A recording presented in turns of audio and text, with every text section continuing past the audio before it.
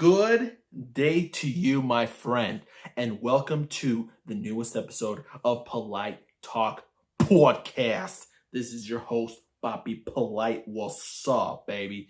This is episode 16, and today we gonna talk about my top 5 favorite Dragon Quest games. Okay, so I really love Dragon Quest. And if you've been listening to me at all, my other podcast episodes, you would know that, okay? But I don't think I've done a top 5 for Dragon Quest games. Maybe I did. Oh, shoot, I don't remember. At least video version wise, I haven't done one. So, and we haven't made one for a while. And since I've already played all of the games, I'm up to date with all the games. Not just that, but I've replayed several of them, like I've mentioned in past episodes. Excuse me. Wow. Just had a little burp come out. I thought it's time to, I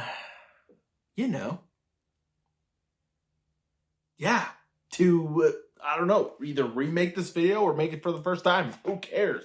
But here we go. Okay, so I'm going to start from number 5. So, obviously out of the top 5, that's like the worst one technically. I will say I love all Dragon Quest games, every single one of them.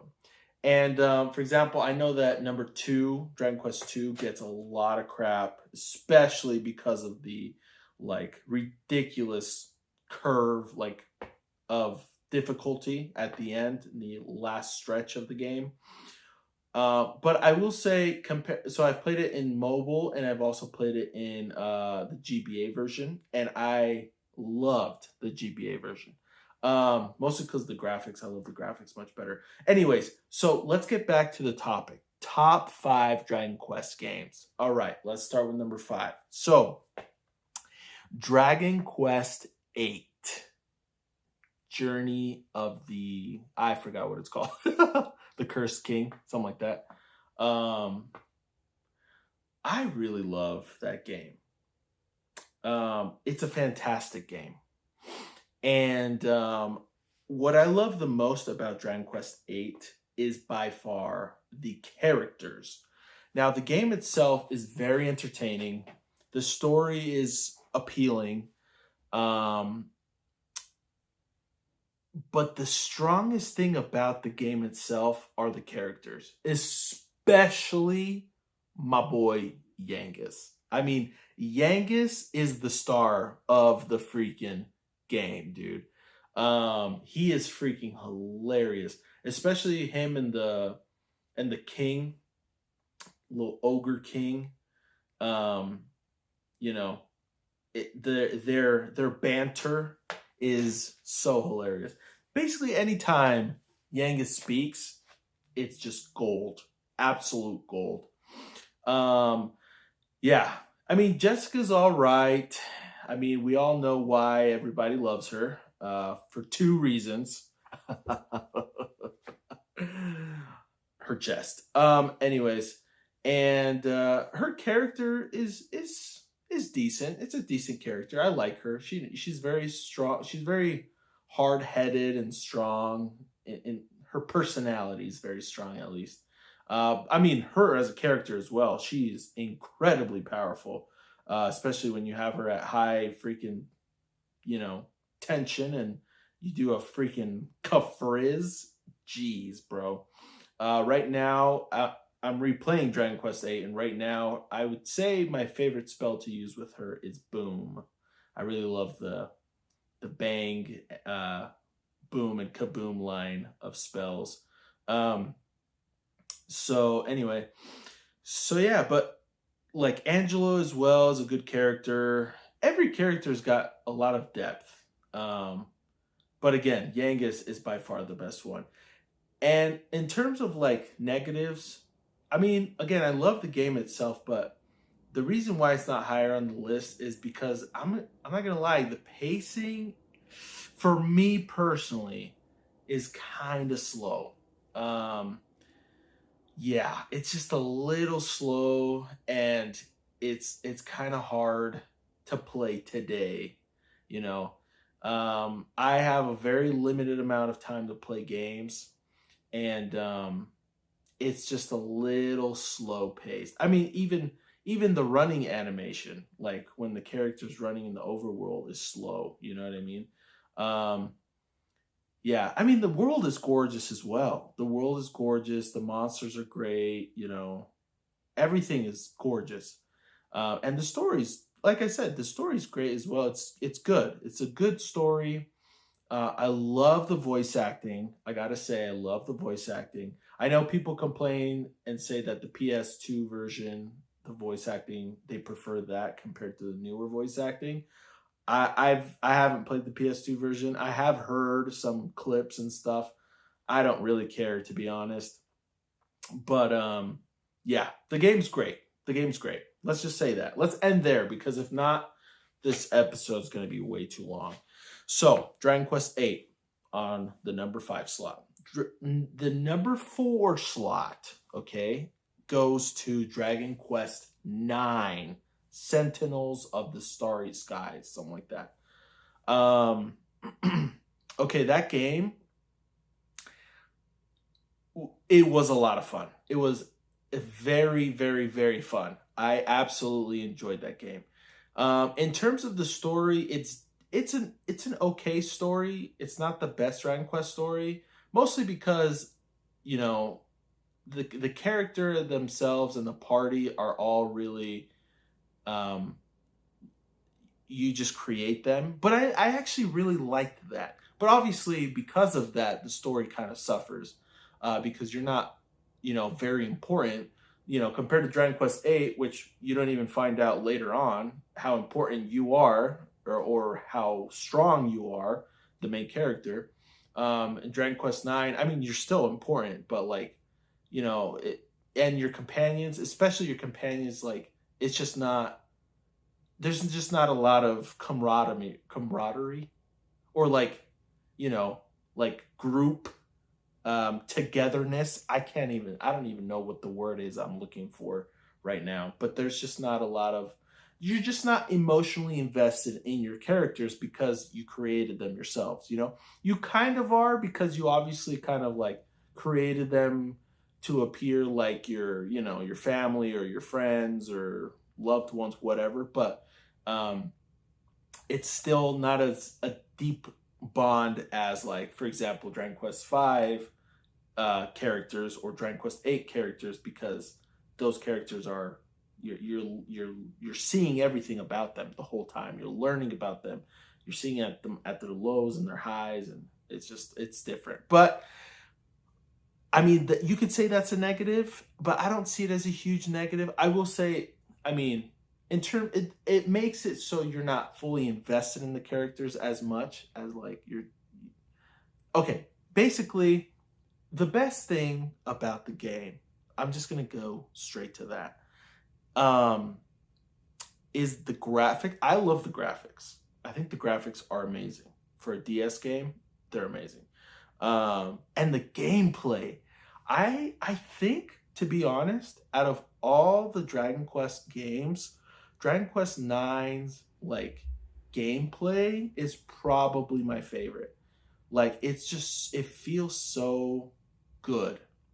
Like, every time you attack, every time you hit an enemy, like, it just feels good, you know. I like the whole like multiplier, like if there's like a combo attack, you know.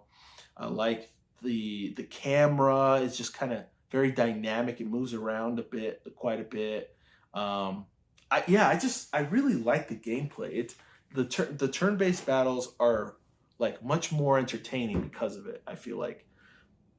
And so that was something that really I enjoyed quite a bit. And I think, and those two things made that game be my fourth pick out of the top 5. So anyway, let's move on to the next one. Top 3, the third game on my list. And this is going to make you go crazy, especially if you're a Dragon Quest fan. Dragon Quest 7 Realms of Revelation. I'm pretty sure that's what it's called. Hopefully. Fragments of the Forgotten Past. Realms of Revelation was the last one. Okay, anyways, Dragon Quest 7. What? Are you serious? Yes, I'm absolutely serious. And I'll tell you why. Because Dragon Quest 7 was so addicting to me. I will admit that I did get kind of bored of it for a little bit. But the moment that the vocations system opened up, I was hooked. That's another reason why I actually really like Dragon Quest 6. But Dragon Quest 7 perfected the vocations. I mean, at least compared to those two games, it made vocations better. And I really think that Dragon Quest 7, Dragon Quest 9 included classes. Dragon Quest 10 I know has classes, but I haven't been able to play that game. We all know why. It's only in Japan, and if you want to play it here, it's way too hard. So please, Yuji Horii, listen to me. Bring us Dragon Quest 10 offline. Please. Dragon Quest 10 offline. We want it here. We want it here. Okay? I don't care if it's chibi style. I want it here. I need to play that game. Anyways, but Dragon Quest 7's vocation system was so well done, dude. Okay? I freaking loved it. It was so addicting. It was so addicting. And I think that's literally the biggest reason why I love that game. The stories were okay. Some of them were better than other stories. I say stories because if you've played the game, you know that, it's all kind of, it's not really all, it is connected in a way, all of the stories, but each, place you go to is basically its own story. Each village you go to, then you have to go to the past and then the future and blah, blah, blah.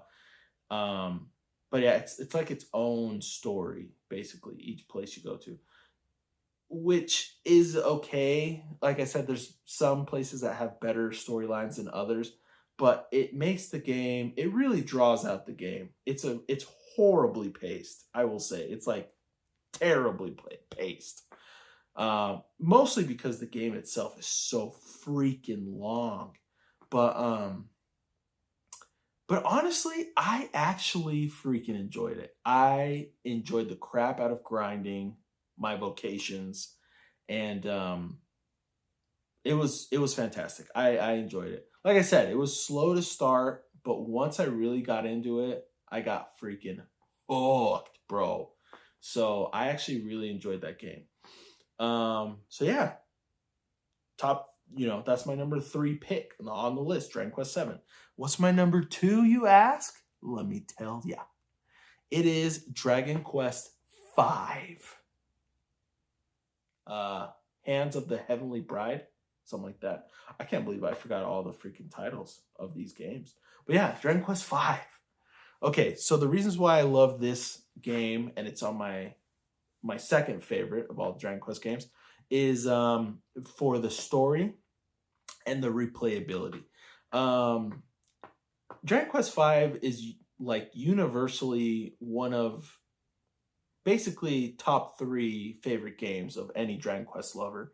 Yeah, I absolutely loved that game. I've played it twice, and I've also watched the movie Dragon Quest Your Story, which is on Netflix, which I think has also kind of helped me enjoy the story more of that game, or at least appreciate it better. I know that the game compared to the movie is a little different, the story wise, like they barely mention anything about Ruka or Luca being the Prince of Gotha. Pankraz had a very small role in the well, he has a small role in the game too, but the biggest difference is like the kids, for example, the hero has 2 kids, not just one. There's a boy and a girl. And well, in the game is just really entertaining. It's just very entertaining. The story's great. I love, again, the replayability. You could choose Bianca, or you could choose, in Spanish, it's Flora. In English, it's, holy crap, what's her name in English? Bianca's Bianca, either way. But Flora is, oh my goodness, what's her name? Nera. Oh my gosh, I can't believe I almost forgot her name. Yeah, and then you can also pick Nera's sister, Diane, right? Diana? Something like that. I never picked her, obviously. But it's a great game. The story's amazing. The animations are great as well. The graphics are beautiful. The gameplay's fun. It's a great game overall. Great freaking game. One of the best the series has ever put out. And yeah, there's not much else to say about that. So let's go straight into the number 1 best game, dude. Dragon Quest XI-S. And I for sure do not remember that title, the full title. It's a long one.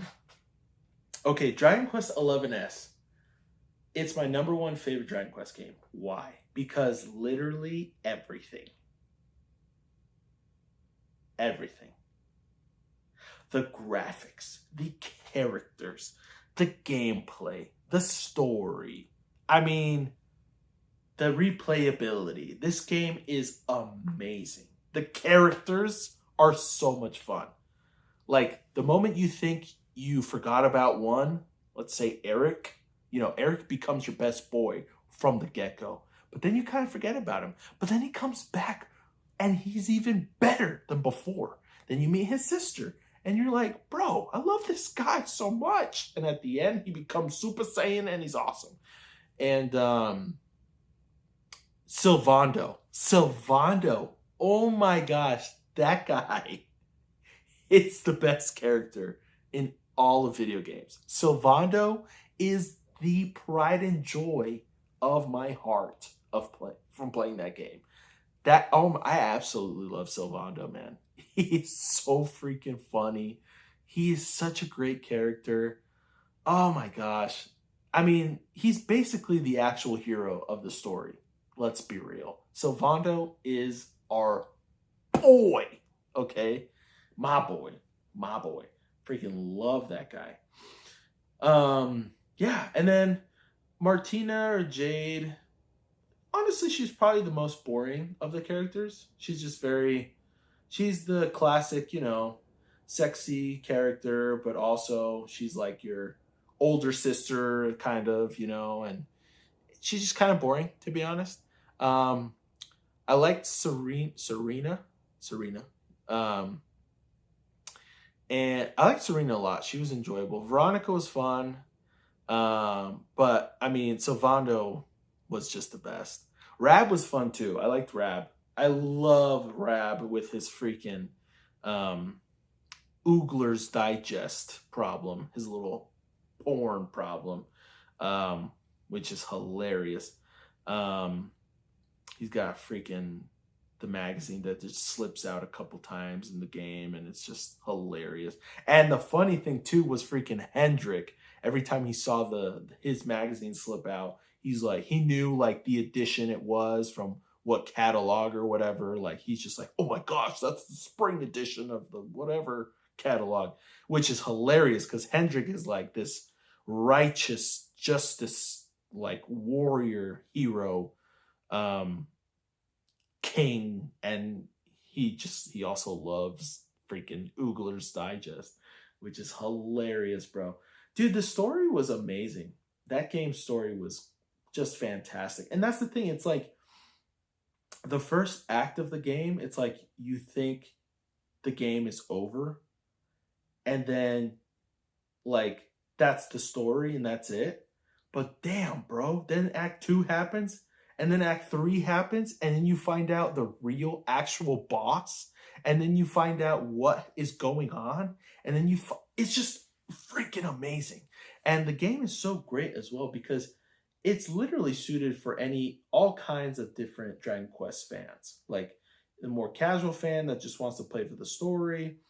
And you could end at Act 1 and then be a reasonable enough story, you know? But if you want to get into it more, you can. And you will, and you do, and you find out more, and you enjoy it even more. And then the gameplay, dude, it's like the characters, like the gameplay is really entertaining. The graphics are gorgeous. The monsters are gorgeous. The animations are gorgeous. The abilities, the spells, um, all the little things you can do as well. It's just so entertaining. Um, it's just such a great game, dude. It's a great freaking game, right? I still haven't 100% of the game. I still haven't beat all of the Wheel of Harma. I think that's what it's called. And I also haven't fully beat the Tickington final bosses. I was able to beat the first three, but I can't beat the other ones. They're so freaking hard. I have to grind pretty hardcore to be able to beat the other bosses, the final bosses from 3, 4, and 5. Then I have to do. I'm assuming that I've got to do 6, 7, 8, and then I don't know.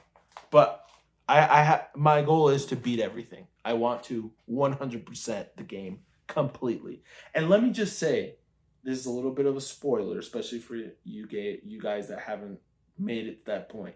But the last like battle in the story when you're fighting Kalasmos was such an epically just difficult, crazy battle.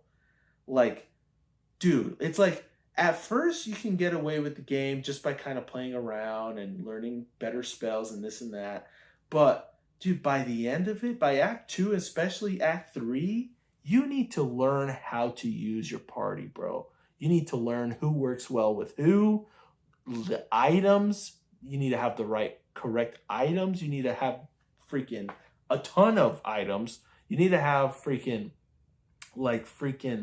just, you need to know how to freaking beat some bosses. Like, you might lose to a couple bosses and then you have to like change up your strategy and it'll totally be easier in the next time around. Like, you can't just power through everything. You need to play it smart. You really do, which is something I really like about this game. It's like you need to be strategic with how you handle the bosses and the later monsters. Like, you just have to, or else you can't survive. It's like, it's not enough to be just super high level. Well, I'm assuming it is. If you grind it up to all the way to level 99, I'm sure it's a cakewalk. But I didn't do that. I fought Kalasmos like at a decently high level. Like, I wasn't super low, but it was so freaking hard, dude. I mean, it's not fair necessarily that he can attack 3 times in one turn. It's freaking crazy, but still, I was able to beat him. And the way I beat him was so epic. I'm not even kidding. I was literally on my last leg. I have used up all my freaking magic. I have used up all my freaking items. I only had 4 characters left. I forgot exactly which ones they were. But I was so lucky. So lucky. Because you also don't know what his health is at the point. I knew he was really low, but I was able to do the pet power Kazapstrophe, like the strongest zap spell when everyone's like pepped up. And with that spell, I'm not kidding. If I would have been hit one time, any one of my members, I would have died 100%. But because I had Kazapstrophe, everyone was like at super low health. And because of Kazapstrophe, I freaking beat Kalasmos, dude. It was the most epic freaking fight because I thought I was going to lose so many times, but I kept finding ways to like come back. I was patient. I was like Oh my gosh, dude, that fight was so rewarding. It was so rewarding because, and it was my first fight, the first time I fought him, and I beat him. And I mean, I was prepared going in, but still, I literally almost died. Like, I was so freaking lucky, bro. I'm not kidding. It was great. It was fantastic. Such a great way to end that, like, the story. Fantastic. So, like I said, I do still want to 100% the game. Because it's such a freaking game. And I would actually like to replay it. I actually want to replay it, the Japanese version, the 3DS version, which I have the 3DS and the 3DS game, and I would like to play that version someday, maybe soon, hopefully. But that game, dude, Dragon Quest XI-S is a beautiful freaking game, especially Dragon Quest wise. My favorite, absolutely my favorite. So yeah, so that's my top 5 favorite Dragon Quest games. Let me know if you agree or disagree. Let me know your thoughts on my thoughts. And yeah. I'm hoping that Dragon Quest 12 is a great game. And I'm pretty sure it will be. I mean, we know that it's supposedly it's going to be a little different in terms of gameplay. It's going to be a little more mature in terms of the story and the setting and everything. But I have full faith in Yuji Horii, man. That guy knows what he's doing. And his freaking directors, bro. They're doing a great freaking job. So anyway, we'll see how that goes. So yeah, that's about it with that. And I think I'm just going to end the episode there. So, yeah. Oh, sorry. I do need to mention one thing. Sorry. A reason why I did a Dragon Quest episode, by the way, for my podcast, this episode, for episode 16, was because I'm actually getting ready to launch a new YouTube channel focused on Dragon Quest. It's going to be a YouTube channel, and I'm also going to have a Patreon.